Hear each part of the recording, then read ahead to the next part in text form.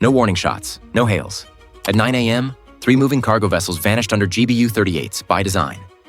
This wasn't interdiction. It was Operation Southern Spear, a pre-authorized decision to remove ships, crews, and assets from narcotics routes in the Eastern Pacific. In the next minutes, we'll show the exact trigger that allowed strikes in international waters, the Poseidon surveillance stack that built the case, and how Super Hornets synchronized hits inside a single window. If you think counter-narcotics is still about flashing lights and boarding parties, this will rewrite your playbook. Before we move on, please take a moment to subscribe to the channel and like the video. 3 cargo boats didn't get chased. They triggered a checklist they couldn't see. The old model had leaks everywhere. Interdictions looked good on slides, but routes stayed open. Crews went to jail. Loads got seized. The corridor kept breathing. Planners needed a switch that didn't stop one shipment. It had to shut an artery. That meant shifting from sirens and spotlights to a rules-driven flow where surveillance fed authority and authority unlocked a shot the moment the sea line turned gray. The problem sat on 2 edges. First, international waters. Second, rules of engagement that demand tight attribution and narrow thresholds. You don't throw steel at a boat because it looks wrong. You have to prove behavior, origin, intent, and linkage to known trafficking patterns. Miss once and you don't just lose a case, you invite a diplomatic mess. So the question became, how do you make the decision mechanical enough to move fast, but strict enough to survive a legal microscope? The funnel started above the horizon. A P-8A Poseidon held long dwell, working a wide arc with the AN/APY-10 maritime radar to keep every hull on the canvas. EO/IR sensors pulled tight visuals and thermal tracks, checking for engine heat that didn't match the sea state or declared speed. SIGINT screens listened for emissions. The next day, the administration strikes yet again in the Pacific, killing 3 people. And then another strike on October 24th, just off the coast of Venezuela, killed 6 people. October 27th saw the biggest number of casualties, as 14 people were killed in 3 strikes in the Eastern Pacific, according to HEXA. AIS stayed silent on the targets, while legitimate vessels pinged clean. Crews mapped behavior in real time, speed pulses at specific waypoints, course offsets to dodge common patrol sectors, and track lines that lined up with known narcotics lanes. One vessel doing that might be noise. 3 in sequence started to look like a playbook. Trigger logic sat in layers. Step 1. Cross into international waters. Step 2. Hold drug route behavior without deviation. No fishing patterns, no cargo stops, no AIS recovery. Step 3. Sustained comms anomalies that matched prior runs. Burst transmissions at range, then radio dark. Step 4. Pattern of life correlations, like departure windows tied to tide and patrol gaps, plus engine heat signatures consistent with heavy loadout and maintained at fuel-conserving speeds. When every box matched the pre-authorized criteria, the funnel didn't ask for chase lights. It advanced the clock. This wasn't one cockpit making a call. The stack reached back to an Intel fusion cell tying satellite feeds with theater ISR. Southern Command legal teams had already run the criteria through their review, building pre-authorization packages that turned a moving hull into a yes or no decision tree. Those packages lived on a common net. When the data crossed the line, the authority didn't need to climb a ladder for hours. It had a path. Time ran at 3 speeds. Days of surveillance to build the baseline. Hours to confirm identity, behavior, and lane congruence across sensors. Minutes to relay authority once the threshold fired.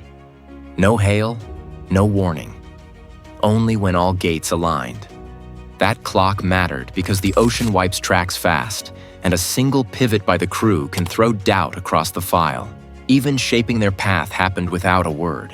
A distant surface presence sitting at the right bearing nudged speed and heading. Not a chase, a nudge.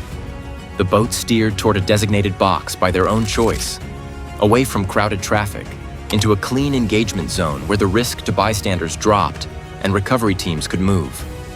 So what threshold authorized lethal force? Entry into international waters while exhibiting confirmed trafficking behavior that matched pre-briefed criteria.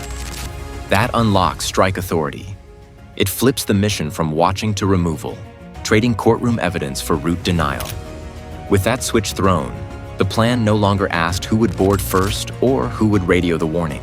The only question left was the tool that could erase 3 moving ships inside one tight window before any of them could scatter or call for help.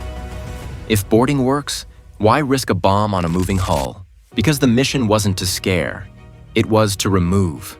Boarding preserves chain of custody and fills evidence lockers. But it also ties up a destroyer, exposes boarding teams, and drags the timeline. Hours on station means hours for scouts to warn, for boats to scatter, and for a single rifle round to change the story. The new play favored a short window with a hard end state. Take mobility from the vessels and take the route offline, all before anyone could cue help. Traditional pursuit starts with hails, blue lights, and a ladder to a hostile deck. Crews dump cargo, burn paperwork, and radio handlers who shift the next shipment to a parallel lane. Even a clean seizure leaves the pipeline intact because the corridor, not the load, is the asset. Each minute spent circling a target adds risk to the team, risk to air crews overhead, and risk to nearby traffic. The calculus flipped. Reduce the minutes, reduce the risk. But moving targets on water are slippery. The ocean adds noise. The Constitution invests the authority to go to war with the United States. And so far, the U.S. has released no concrete evidence publicly linking the boats to drug trafficking or terrorism. This is the most extensive U.S. military campaign in Latin America in decades, and it's not clear where it's headed next. Swell hides and lifts small hulls.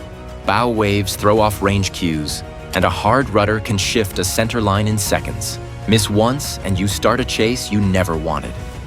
So the plan needed a platform that could arrive fast, hold altitude above small arms reach, and launch in a synchronized window without dragging surface escorts into the hot zone.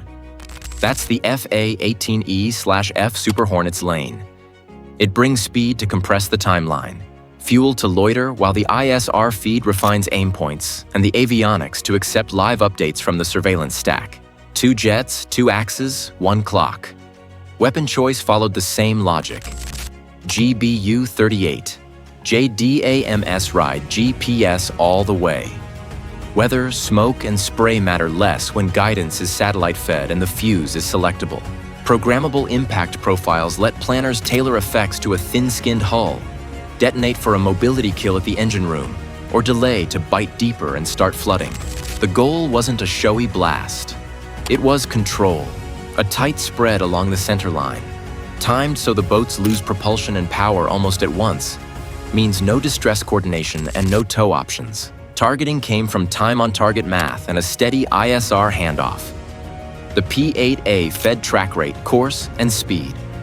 The jets built a lead, not a chase, with pre-briefed aim points at frames along each keel, stern for screws and shafts, midships for power and pumps, forward bulkheads to compromise buoyancy. As updates rolled in, the cockpit punched small corrections into the release solution. The water never stops moving, but the geometry can.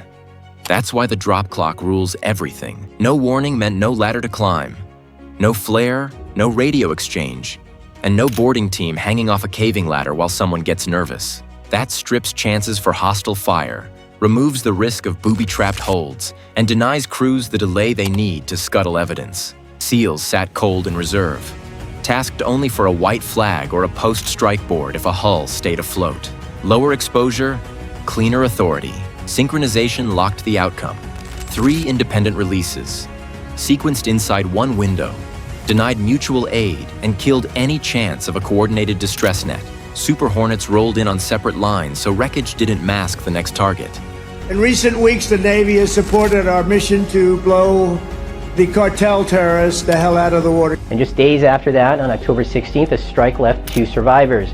They were quickly handed over to their home countries of Colombia and Ecuador, a move that prevented them from challenging their detention in court. Authorities in Ecuador later declined to file charges against their national, but Colombia said they would pursue a legal investigation on their individual. That same day, Admiral Alvin Halsey, the head of U.S. Southern Command, who oversees U.S. military operations in the region, announced that he was stepping down after less than a year in the post. By late October, Defense Secretary Pete Hegseth said the campaign was expanding. The first Pacific strike happened on October 21st and killed 2 people aboard. On October 3rd, Trump announced a 4th strike, 4 people killed, claiming that the vessel carried enough drugs to kill, quote, 25 to 50,000 people. Colombian President Gustavo Petro said one of those killed was a Colombian fisherman and was not involved in drug trafficking.